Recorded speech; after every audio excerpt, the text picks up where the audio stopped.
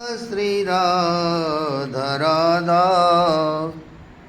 राधा श्री राधा राधा राधा श्री राधा राधा राधा श्री राधा राधा राधा श्री राधा राधा राधा श्री राधा राधा राधा श्री राधा राधा राधा श्री राधा राधा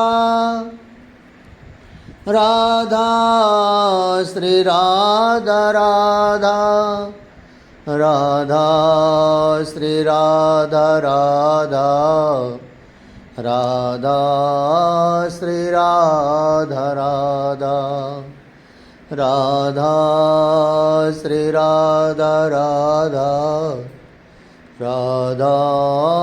श्री राधा राधा राधा श्री राधा राधा राधा श्री राधा राधा राधा श्री राधा राधा राधा श्री राधा राधा राधा श्री राधा राधा राधा श्री राधा राधा। श्री वृंदावन बिहारी लाल की जय। श्री राधा चरितामृतम। मुझे पता नहीं था, ना मैंने प्रेम तत्व को इतनी गंभीरता से कभी लिया था। मुझे भावुकता बचपन से ही प्रिय नहीं थी, पर वृंदावन इस बार जो मैं आया, कल से तो मेरे अश्रु रुक ही नहीं रहे। मैं पहले कभी रोया नहीं, बचपन में कभी रोया हूँ मुझे याद नहीं। दाऊ, क्रोध मत करना वृंदावन में, यही बारंबार कहा था कृष्ण ने। नहीं, मेरा क्रोध तो पिघलता जा रहा है। हाँ, 2 बार क्रोध आया मुझे इन 2 महीनों में। बलराम जी वन में बैठे हैं और विचार कर रहे हैं, साथ में श्री दामा हैं।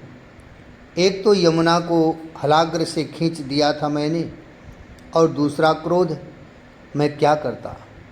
मेरे वृंदावन में जाकर एक बानर का वध कर दिया दाऊ। ये शिकायत तो करेगा कन्हैया, पर मैं क्या करता।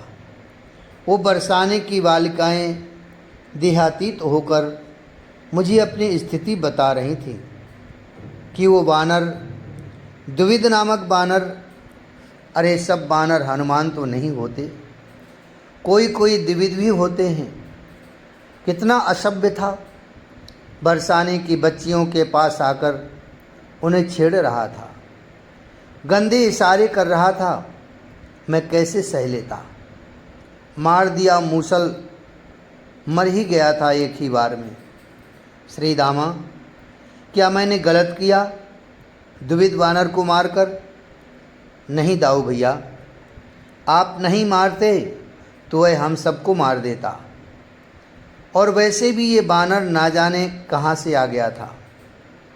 वृंदावन के सारे पुराने बानरों को मारकर भगा दिया था। और ये द्विविद, ये तो गोपियों को बहुत दुखी करता था। दाऊ, आपने बहुत अच्छा कार्य किया है। हम सब वृंदावन वाले आपके इस कार्य से बहुत प्रसन्न हैं। फिर कुछ देर बाद श्री दामा ने कहा, दाऊ भैया, बरसाने चलें, शाम तक वापस आ जाएंगे नंदगाम। मुझे बरसाने की हवा में प्रेम की सुगंध मिलती है। हाँ, मुझे वहाँ की मिट्टी भी ले जानी है द्वारिका, कन्हैया ने कही थी। हम दोनों श्री दामा और मैं बलराम बरसाने के लिए चल पड़े थे। गहवर वन में जाकर हम दोनों बैठ गए थे। गहवर वन के ही दूसरे कुंज में श्री राधा रानी और सखियां विराजी थीं। एक कुंज में हम बैठ गए। कभी कुछ नहीं खाती राधा, जब से कन्हैया गए हैं तब से राधा कुछ नहीं खाती, न सोती है दाऊ भैया। वर्षों हो गए कृष्ण के गए हुए, तब से बिना खाए बिना सोए ये जीवित कैसे है। मैंने पूछा था श्री दामा से। मेरे श्याम सुंदर आ गए, मेरे प्राणनाथ आ गए। सखी देख मेरे श्याम खड़े हैं। वो रहे। कुंज में श्री राधा रानी ने एकाएक पुकारना शुरू किया था। वो रहे श्याम, मेरे श्याम सुंदर। अरे ललिता, तूने मुझे सजाया नहीं। आज नवमी है, आज नंद बाबा के यहाँ उत्सव है। मेरे श्याम सुंदर की बधाई गा रहे होंगे। चलो ना, मेरे श्याम मेरी प्रतीक्षा भी कर रहे होंगे। मेरी बीड़ी गूंथ दो, मुझे सुंदर सुंदर वस्त्र पहनाओ। आज उनका जन्म उत्सव है। मैं देख रहा हूँ दूसरे कुंज में क्या लीला चल रही है। उन्मादग्रस्त हो गई थीं श्री राधा रानी। मुझसे ये सब सहन नहीं होता, मुझसे ये सब देखा भी नहीं जाता। मुझे इस तरह बेचैन देख श्री दामा ने कहा, ये विस्मृति ही राधा का जीवन है। इन्हीं विस्मृतियों के सहारे इनका जीवन चल रहा है। मैं समझा नहीं। मैंने पूछा, दाऊ भैया, कन्हैया हमें छोड़कर चले गए। इस प्रसंग की जब विस्मृति होती है राधा को, तब मेरी बहन प्रसन्न हो उठती हैं, चहकती हैं। उसे लगता है कि श्याम आ गया, उसका प्रियतम आ गया। दाऊ, यही विस्मृति मेरी बहन राधा के जीवन को संभाले हुए है। ये जो एकाएक भूल जाती है कि कन्हैया वृंदावन को छोड़कर जा चुका है, बस ये भूलना ही इनके जीवन के लिए अच्छा है।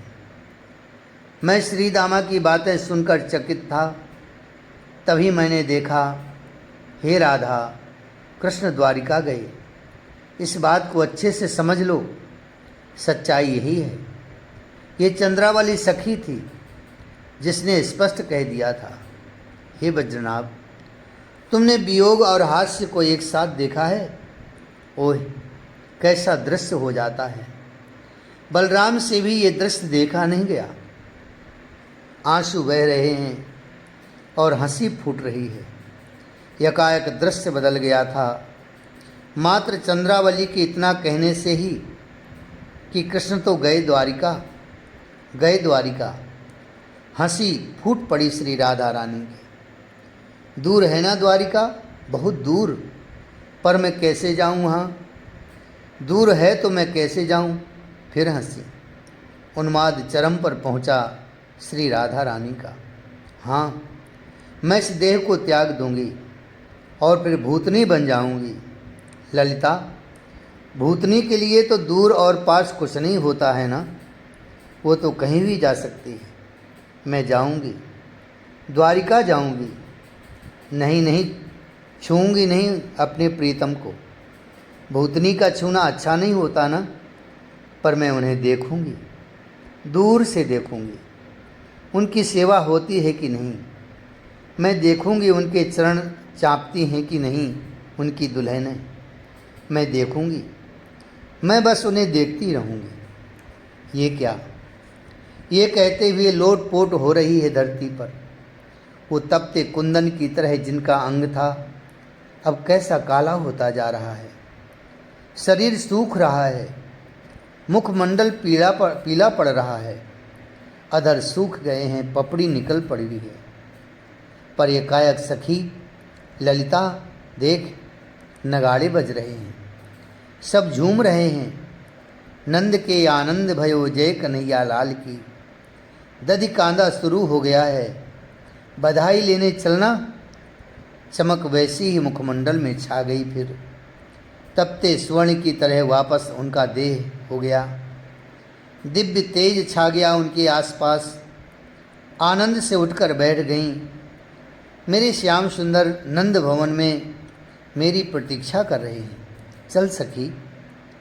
श्री राधा की ये स्थिति देखकर मैं ज़ोर ज़ोर से रोने लगा था। मैं संकर्षण रो रहा था। विस्मृति हो गई थी। फिर श्री राधा को विस्मृति ये हो गई कि कृष्ण द्वारिका गए हैं। इस बात को ही भूल गई। अपने आंसू पोंछते हुए श्री दामा ने पूछा, दाऊ भैया, राधा का बीच बीच में भूल जाना ये अच्छा है ना? मैं कुछ बोलने की स्थिति में नहीं था। मैं क्या कहूँ? ये तो प्रीति प्रतिमा है राधा। हाँ, ये विस्मृति ही राधा का जीवन बचाए हुए है, पर राधा का जीवन कौन बचाएगा? ये स्वयं ब्रह्म आह्लादनी है। फिर ये सब क्या है? लीला है। हाँ, ये सब मेरे कन्हैया की लीला है, पर अकेले मेरे कन्हैया से कुछ नहीं होता, इसलिए उनकी आह्लादनी है। मेरी तो इच्छा हो रही थी कि मैं दौड़ूं और इन स्वामी के चरणों को पकड़ लूं, पर मर्यादा को तोड़ने की मुझ में हिम्मत न थी। मैंने बस हाथ जोड़कर प्रणाम किया था श्री राधा को। बलराम बरसाने से लौटकर नंदगांव आ गए, पर अब बलभद्र के भी अश्रु बहने शुरू हो गए थे। हे वज्रनाभ, ये प्रेम है ही ऐसा। वो ममता की मारी यशोदा मैया, कल दिन भर वर्षा होती रही। मैं अपने नंद भवन में ही रहा। बाहर जाने का मतलब नहीं था। वर्षा घनघोर थी, पर बाहर जाने से मुझे जो दर्शन हुआ वात्सल्य का, यशोदा मैया के वात्सल्य का, वो अद्भुत था। मैं देखता रहा उन ममता की मारी को। ओह, आज पागल हो उठी थी अपने कन्हाई को याद करके। उन्हें लग रहा था कि उनका कन्हाई वन में गया है, गैया चराने। अरे, भीग गया होगा मेरा कन्हाई। मैया कुछ कहती नहीं है किसी से, बस अकेली ही बुदबुदाती रहती है। हे भगवान, वर्षा रुक ही नहीं रही। मेरे कन्हाई को कहीं कुछ ना हो जाए। पर क्या ज़रूरत थी गैया चराने जाने की? मैं तो मना करती रहती हूँ, पर ये दोनों पिता पुत्र माने तब न। भला बताओ, गैया भी कहीं वर्षा में भीगती हैं? अरे, गैया हैं, कोई भैंस नहीं। भैंस तो नाक से नीचे तक पानी रहे तो भी तैरते हुए घंटों बिता जाती हैं पानी में, पर गाय को ये आदत नहीं होती। ये बात समझते ही नहीं। अब देखो, बिजली भी चमक रही है। ये बात यशोदा मैया किसी से कह नहीं रही, बस बाहर देखती हैं, फिर ऐसे ही कुछ कुछ बोलने लग जाती हैं। परेशान हो उठती हैं। बिल्कुल उसी दिन की तरह बादल गरज रहे हैं। ओह, मैं जाऊंगी वन में। हाँ, मेरे कन्हाई को कुछ हो गया तो मैं जाऊंगी। ये क्या? यशोदा मैया बाहर निकली। वर्षा भीषण है। दो गोपियाँ दौड़ पड़ीं और यशोदा मैया को पकड़ कर ले गईं। जब पकड़ कर ला रही थीं गोपियाँ यशोदा मैया को, तब मैं ही सामने खड़ा था। मुझे देखा, पहले तो चौंकी, फिर ध्यान से देखा। दाऊ, तू यहाँ? मेरा देह कांप गया। ये सब भूल गई। मैं 2 महीने से यहीं हूँ और ये मैया एकाएक भूल गई मुझे। कन्हाई, मुझे कन्हाई कहने लगी थी, पर तू कन्हाई नहीं है। गंभीर होकर सोचने लगी। दाऊ, दाऊ भैया। हंसी यशोदा जी। तू नहीं गया वन? गैया चराने नहीं गया? अकेले अपने छोटे भाई को भेज दिया। बलराम, वो तेरा भाई छोटा है, अकेले नहीं भेजना था। अब तू यहाँ खड़ा क्यों है? जा बाहर जाकर देख कहाँ गया तेरा छोटा भाई। फिर मेरा हाथ पकड़ लेती हैं मैया। बलराम, वो जो कार्तिक में वर्षा हुई थी ना, जब तेरे भाई कन्हई ने गिरिराज उठाया था, याद है तुझे? वैसी ही वर्षा हो रही है। आज भी देख कहीं बिजली ना गिर जाए। तेरा छोटा भाई असुरक्षित है वन में। तू जा दाऊ, जल्दी जा।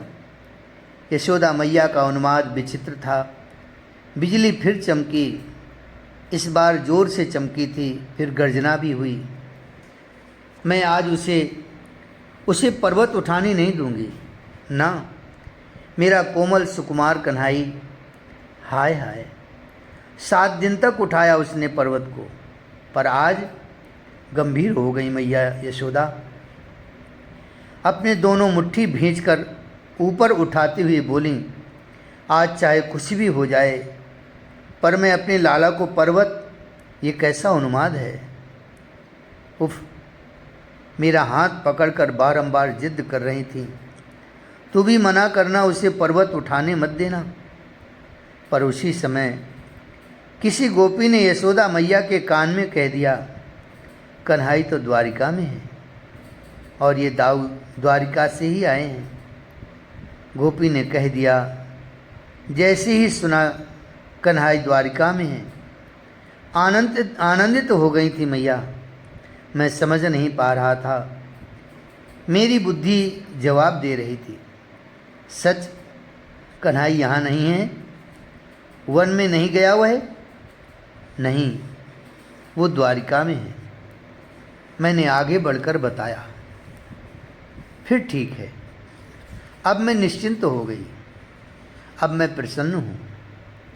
द्वारिका में है वो तो सुरक्षित होगा, वहाँ मकान पक्के हैं ना। फिर ठीक है, यहाँ नहीं है वो, यहाँ ये अच्छा हुआ। मन ही मन बोलती रही यशोदा मैया। आकाश में फिर बिजली चमकी और भयानक गर्जना। इस बार फिर हंसी मैया, आकाश में देखते हुए। अब बरस, खूब बरस, चमक बिजली चमक तू। अब मुझे कोई डर नहीं है। आकाश, गिरा वज्र, मार दे मुझ बुढ़िया को, मुझे अब कोई परवाह नहीं है। मैं मर जाऊं, यही अच्छा रहेगा। कुछ देर गर्जना रुकी, वर्षा कुछ कम हुई, मगर चौमासा की बारिश है फिर शुरू हो गई और फिर गर्जना। आज कर ही ले तू अपनी कसर पूरी। उस दिन तो तू डुबाना ही चाहता था तू, पर मेरे कन्हई ने तुझे ऐसा करने नहीं दिया। पर आज कर ले, कोई कुछ नहीं कहेगा। डुबो दे आज हम सबको, गिरा दे वज्र हम सब वृंदावन वासियों के ऊपर। अकेले आकाश की ओर देखकर बोलती रही मैया यशोदा। दाऊ, वो आएगा ना? एक गोपी ने पूछा। हाँ आएगा, मेरा लाला आएगा, मैं कह रही हूँ। अरे बहुत बड़ा राज्य है मेरे लाला का, काम बहुत है द्वारिका में। अब ऐसे द्वारिका को दोनों भाई छोड़ भी नहीं सकते ना। दाऊ जाएगा तब मेरा कन्हई आएगा। मैंने ऐसा कुछ नहीं कहा है, पर यशोदा मैया स्वयं ही कह रही हैं। क्यों नहीं आना चाहिए मेरे कृष्ण को इस प्रेम की भूमि में? मैं लाऊंगी, मैं कहूँगा उसे, तू जा कहेगा कन्हैया, तू जा कन्हैया, द्वारिका में कुछ नहीं है। रस प्रेम तो भरा है वृंदावन में। यहाँ बलराम जी भी प्रेम रस में डूबकर उन्मत्त हो उठे थे। जय जय श्री राधे, जय जय श्री राधे, जय जय श्री राधे। जय जय श्याम, जय जय श्याम, जय जय श्री वृंदावन धाम। जय जय श्याम, जय जय श्याम, जय जय श्री वृंदावन धाम। प्यारी राधा प्यारो श्याम, प्यारो श्री वृंदावन धाम। प्यारी राधा प्यारो श्याम, प्यारो है वृंदावन धाम। प्यारे राधा प्यारो श्याम, प्यारो सो वृंदावन धाम। जय जय श्यामा, जय जय श्याम, जय जय श्री वृंदावन धाम।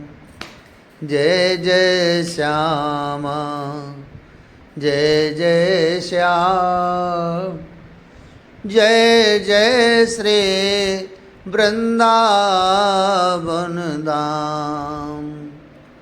श्री वृंदावन बिहारी लाल की जय। श्री राधा वल्लभ लाल की जय।